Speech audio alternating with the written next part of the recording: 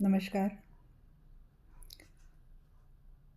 हमारी देश में ऐतिहासिक रिसर्च हमारी सभ्यता के ऊपर कोई रिसर्च 70 सालों से नहीं हुआ। हमारी आज की पीढ़ी रामायण और महाभारत पर संदेहास्पद सवाल करती है कि राम और कृष्ण थे, क्या सचमुच थे?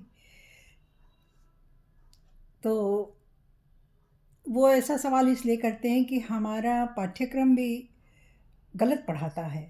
बहुत सी ऐसी चीज़ें हैं, आप पढ़ने अगर जाएंगे इतिहास में तो बहुत दुख होगा कि बहुत सी चीज़ें हर जगह छेड़छाड़ की गई है। हमारी सभ्यता को मिटाने की जो कोशिश की गई वो तो की गई है, हमारे ग्रंथों से भी छेड़छाड़ की गई है। जैसे कि रामायण का उत्तरकांड बाद में लिखा गया, किसने जो लिखा, क्यों लिखा, पता नहीं। लेकिन इसमें बहुत सी ऐसी चीज़ें हैं जो संदेह उत्पन्न करती हैं। इसी तरह द्वारका नगरी समुद्र में मिली, ये हमारे ये हमारे रिसर्च में है। राम सेतु मिला, वो हम आज भी देखने जाते हैं। धनुषकोटि बहुत बड़ा तीर्थ है। द्वारका नगरी के लिए वर्णन आता है कि एक बहुत बड़ा भूकंप आया और द्वारका नगरी डूब गई भगवान के भगवान के गोलोक धाम जाने के बाद। और राम सेतु, नासा ने राम सेतु का उपग्रह से चित्र लिया था, तो उसमें उसे एक पुल जैसा एक कुछ मिला जिसमें रिसर्च किया गया तो पाया गया कि उसका आर्किटेक्ट अजीब है। उसको बनाने वाले कौन थे, क्या थे, अभी भी उस पर रिसर्च जारी है। उसमें राम सेतु में जो पत्थर लगे हुए हैं वो कहाँ से आए, ये भी एक खोज का विषय है। और बहुत आश्चर्य की बात है कि राम सेतु में जो पत्थर लगे हुए हैं वो आसपास कहीं नहीं हैं। इसी तरह ऋग्वेद में, जो ऋग्वेद हमारा ये पहला ग्रंथ है, पहली रचना है हमारे देश की। इसमें वर्णन है कि हिमालय से 5 नदियाँ, गंगा, यमुना, सिंधु और सरस्वती, 4 नदियाँ गंगा, यमुना, सिंधु और सरस्वती निकलती हैं, जिसमें सरस्वती नदी का वेग बहुत तेज़ है। ये बहुत शोर मचाती है और ये नदी बाढ़ ले आती है, ऐसा वर्णन है ऋग्वेद में। ऋग्वेद 8000 साल पहले लिखा गया। इसकी भाषा, ऋग्वेद की जो भाषा है संस्कृत है। जो आज हम संस्कृत बोलते हैं ऐसी संस्कृत इसमें नहीं है। इसकी संस्कृत बहुत क्लिष्ट है।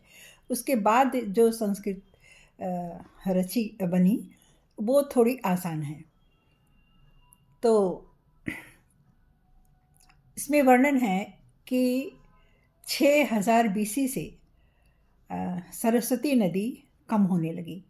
इसका वेग कम हुआ, इसका पानी कम हुआ और धीरे धीरे आज यहाँ आते आते ये नदी विलुप्त हो गई। इस नदी का जल बहुत मीठा था और पारदर्शी उज्ज्वल जल था इसका। तो ऐसा ऋग्वेद में वर्णन है। और हमारी शिक्षा उस समय राजाओं के द्वारा, राजाओं के सहयोग से हमारे देश की शिक्षा उस समय चलती थी। आश्रम बने होते थे जिसमें गुरुकुल, आश्रम में बच्चे और वो गुरु रहते थे और गुरुकुल बने होते थे जिसमें छात्र और गुरु पढ़ाते थे, बच्चों को शिक्षा देते थे। बच्चों से कोई फीस नहीं ली जाती थी, बच्चों की शिक्षा मुफ्त थी, फ्री थी। और ब्रिटिशर्स जब आए तो इन्होंने कुछ तो देखा होगा कि हमारी शिक्षा की विशेषता क्या है, हमारा ज्ञान कितना आगे है। आपको बताऊं मैं कि उस समय भी हम लोग पूरे विश्व में गए थे। महाभारत में वर्णन है राजा पृथु के रथ का पहिया सातों समुद्र के चक्कर लगाता है। हालांकि ये प्रतीकात्मक है, लेकिन हमारे भारत के लोग पूरे विश्व में गए हैं। आप किसी भी देश में देख लीजिए, भारतीय सभ्यता के चिन्ह कोई ना कोई आपको अवश्य मिल जाएंगे, ज़रूर मिल जाएंगे। तो हम कहीं से आए नहीं, हम यहीं के थे।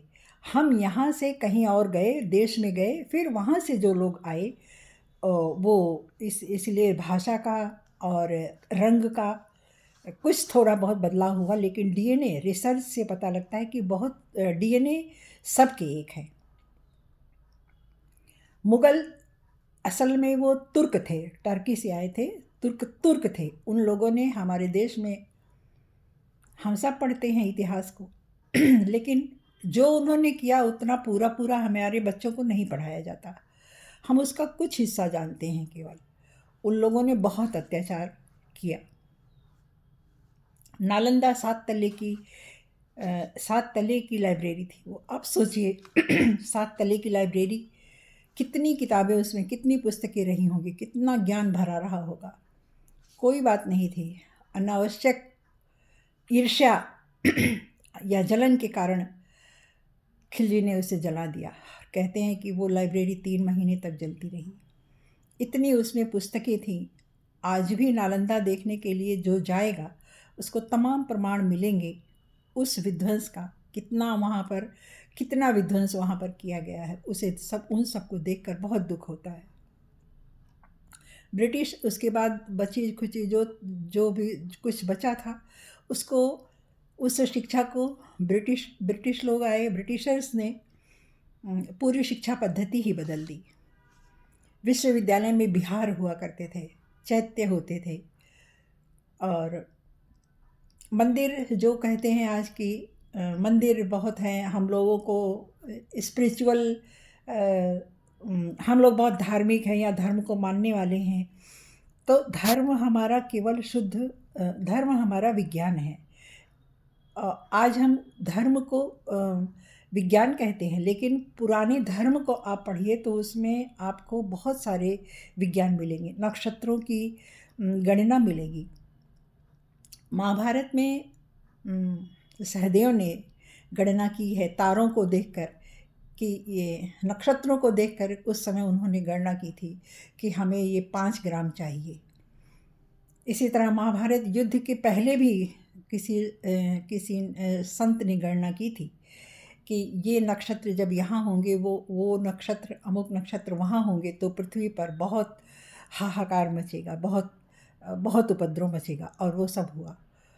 तो हमारे ज्ञान में नक्षत्रों की भाषा हम जानते थे, हमें कितना ज्ञान था।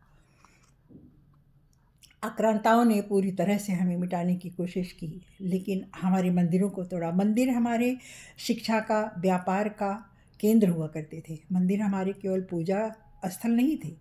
वहाँ पर हर मंदिर में एक गुरुकुल हुआ करता था। तो ये थी हमारी सभ्यता, और हम अगर इसको पूरा ठीक से सामने लाया जाए और बच्चों को पढ़ाया जाए तो हमारे बच्चे अपने देश की सभ्यता पर, अपने पर गर्व करेंगे। वो तब ये क्वेश्चन नहीं उठाएंगे कि रामायण हुआ था या महाभारत सच था। तब वो निश्चित रूप से मानेंगे, 100% मानेंगे कि हाँ, ये हुआ था। धन्यवाद।